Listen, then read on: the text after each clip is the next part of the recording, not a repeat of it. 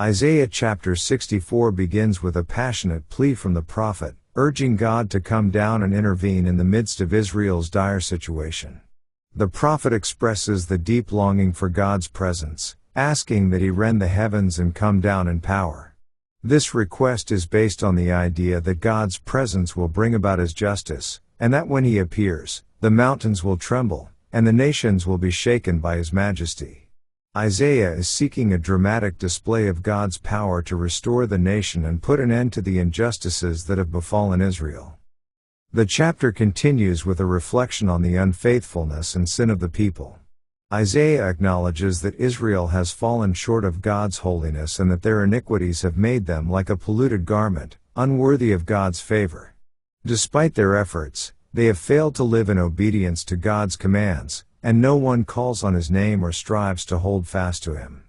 The prophet laments that God has hidden His face from them, and they have become like clay in the hands of a potter, subject to the consequences of their own sin. This section highlights Israel's desperation for God's mercy in the face of their spiritual and moral decay. Isaiah then turns to God's character, recalling that He is the eternal and sovereign Creator, and that no one has seen or heard of a God like Him. He is a God who acts on behalf of those who wait for Him and who remember His ways. The prophet appeals to God's mercy, asking for His intervention not based on Israel's righteousness but on God's great compassion. Isaiah acknowledges that God's people have sinned greatly, but he pleads for forgiveness, trusting that God will show mercy to those who hope in His salvation. The chapter concludes with a mournful reflection on the desolation of Jerusalem and the destruction of the city. Isaiah laments that Jerusalem lies in ruins, and the people are suffering from the consequences of their sin. The prophet calls on God to look at the state of the city and act on behalf of the faithful remnant. The chapter ends with a plea for God to save His people, recognizing that without His intervention, they have no hope. Isaiah's words capture the profound sense of longing for God's restoration and the conviction that only God can bring about healing and redemption for His people. Let's now read Isaiah chapter 64. Oh, that Thou wouldest rend the heavens, that Thou wouldest come down, that the mountains might flow down at Thy presence. As when the melting fire burneth, the fire causeth the waters to boil, to make Thy name known to Thine adversaries, that the nations may tremble at Thy presence.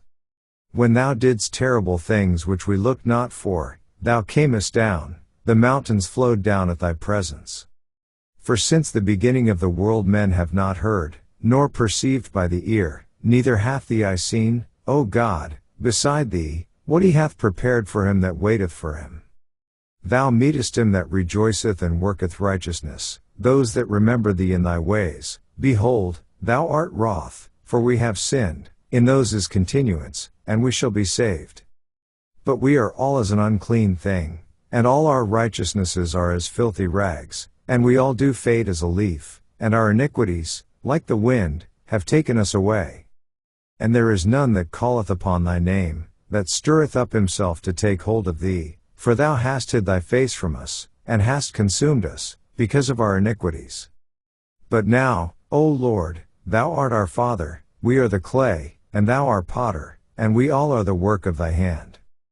Be not wroth very sore, O Lord, neither remember iniquity forever. Behold, see, we beseech Thee, we are all Thy people.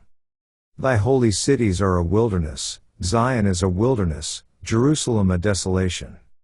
Our holy and our beautiful house, where our fathers praised Thee, is burned up with fire, and all our pleasant things are laid waste.